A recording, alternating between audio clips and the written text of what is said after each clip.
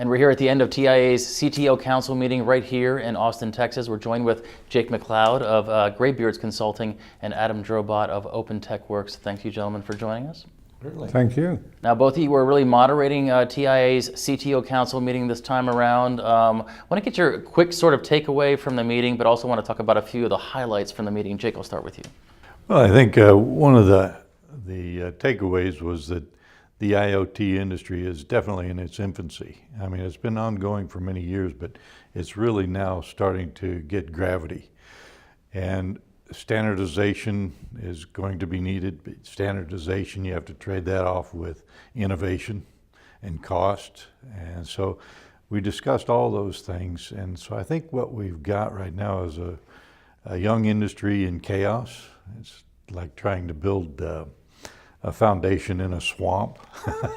But along with chaos in an industry comes tremendous opportunity. So I think we're there. When you say chaos, are you referring to standardization and consolidation, that sort of thing? Each of the verticals has a different approach to IoT. And so the interoperability is not there yet.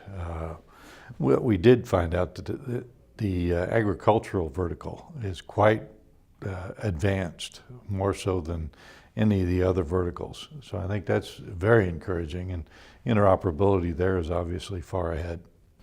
Adam, takeaways? Well, so I'd say two things. We had a great diversity of people at this meeting, ranging from analysts to operators to people who are vendors in the space. I'd say the first thing is there is no such thing as a monolithic IoT. There are many, many different applications. I would say there is a tremendous level of enthusiasm and sort of belief that we are in a stage where markets are really emerging in IoT. And we had a very specific discussion, again, what would people pick as their most favorite verticals? I think as Jake mentioned, at the very end we discussed agriculture, what's going on there, but healthcare, connected vehicles, the impact on industry, and then the impact on the consumer through the connected home, all really stood out as things that almost everybody around the table was working on one aspect or another. Now, I want to get to really the learning curve in IoT, but before I do that, Jake, I want to talk to you about a comment that you made during the meeting that really sort of perked up some ears. You said the advancement of IoT is not necessarily a technology issue, it's more of a political issue, to an extent anyway. What did you mean by that? That's correct.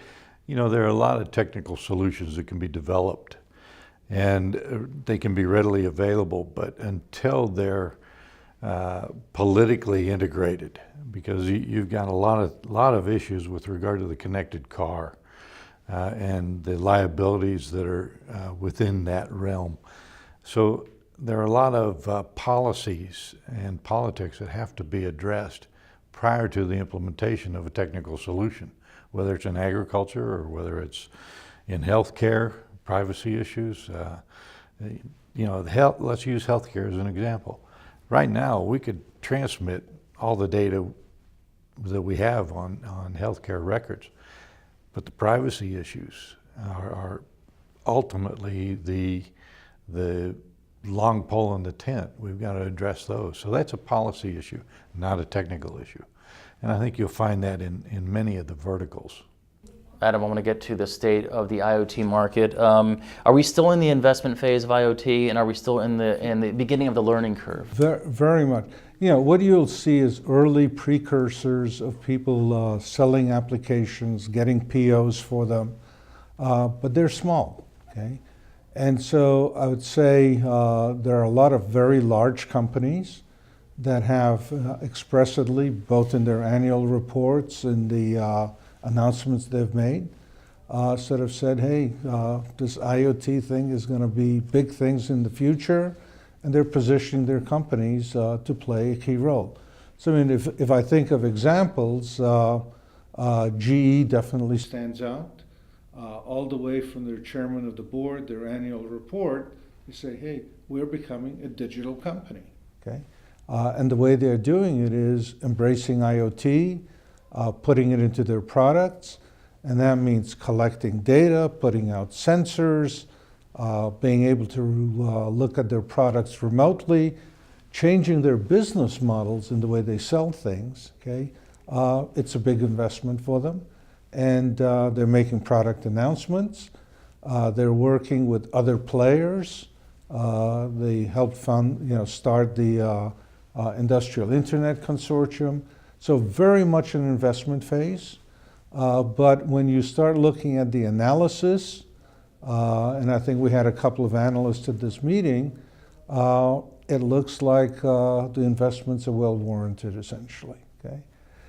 There's a twist that comes with this, okay, and that is that IoT, again, is built up of rapidly changing technological products. Okay? And so it's not that you just build out the IoT thing. You have this rolling wave of stuff that you'll have to do over time. And as much as we like to intellectualize things, you have to learn what works, what doesn't. And many inventions will be made of things we just absolutely hadn't even anticipated. And quite a few people said that, by the way. Yeah. For example, one of the services that was discussed was a lighting company, major lighting company, can sell lighting as a service, meaning you go to the city of Austin and say, I'll take care of all your street lights for a price per lumens per day, or a parking lot, or things like that, where normally they would be sell light bulbs. Now they're getting into the data acquisition and using that data and being energy efficient. So it expands the current industry, IoT. The opportunities are expanding horizontally in an amazing fashion. Now you talked about, or the meeting discussed a number of verticals that IoT is really permeating, connected vehicle, connected home, industrial, and a number of others. There's a common thread or threads between these verticals. Complexity and security are two of them, or two of the leading ones anyway. Jake, can you talk about that? Security was on the top of the list of almost everybody's input, because you've got some pretty famous security breaches recently, Target and then Staples, and they're from unanticipated access points. Like Target, for example, the access point for that breach was in the air conditioning control systems. Somebody broke in through that on a cyber basis and was able to steal millions of credit card deals. So all of a sudden, we've got this infrastructure and we think we're protected, but security has to be exercised and determined. You have to hire people to break it so that we can defend against it. I think Adam can talk about the other issues with regard to complexity. Yeah. Let me actually finish security. So one of the things that was reported recently is hacking of IoT-like devices, things, in this case, network cameras, okay, and actually launching a denial of service attacks from millions of cameras. Okay?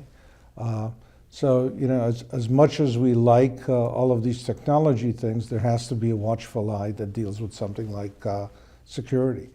The second concern that a lot of enterprises show, a lot of people offering solutions, is the amount of assembly that's actually required to end up with an end-to-end solution. So there are two parts to this. One is that this is a space in which everybody has to work with everybody else. You can't go alone. So much higher emphasis on collaboration. And the second thing is, if you make the end use of your solutions complex and difficult for the end users, again, a fear that the uptake won't be there. So how do you put all this complexity together and actually hide it from the end user? Make it simple, essentially. Okay? And so a lot of emphasis on that. And this is where standards come in, best practices come in, the creation of platforms that work across multiple verticals come in. Lots of progress on it, But again, I don't think we've quite gotten to the point on the learning curve where we feel comfortable that enough of the complexity has been hidden and actually sort of conquered.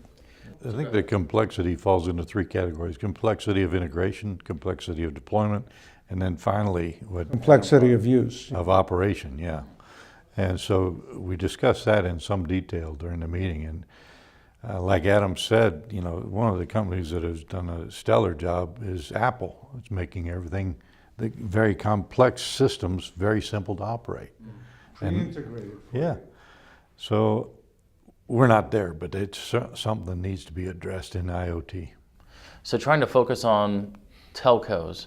Are telcos moving security up the sort of level of importance? Even though there may not be monetary gain, there's also, you're cutting your liability drastically. Is that why they would? You know, they're actually doing it, I would say, for two reasons. Okay, you know, one is cut liability and cut the exposure to having bad things happen. But the second thing is that the average consumer, the enterprise that uses telco services, probably doesn't have that assembly of skills that you'll find in a large telco. So using their infrastructure with a secure layer is something they think of as actually a tremendous advantage in the marketplace at this point. There again, security as a service. As a service, absolutely. I wanted to finish by asking both of you, just give me a couple or one or two bullet points of what you might want to do differently at next year's CTO Council meeting in Austin, maybe regarding the number of speakers or the number of topics you discussed, Jake. Well, I think we need to have this meeting for 2 or 3 days. We tried to cram a lot into a very short time frame, but it was very, very well done. We had 4 topics. We were able to cover 3. We had 2 speakers, very qualified and excellent speakers. Maybe next time we have 1 and 3 topics, if we want to keep the time frame the same.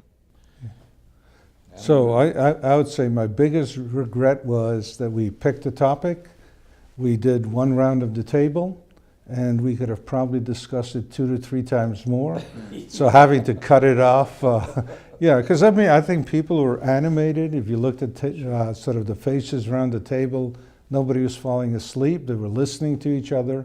So I think that part was well. But I think we need to sort of give a little bit more time to each of the topics and subtopics. I think we had 2 great speakers. They actually informed the discussion tremendously. So that's something we would like to keep. Okay? It's just the ability to go and sort of stretch this out or literally focus on a narrower set of topics. Well, I had a chance to sit in on most of the CTO Council meeting. It was a very dynamic conversation. He had a good cross-section of the industry from all types of different companies, including standards organizations as well.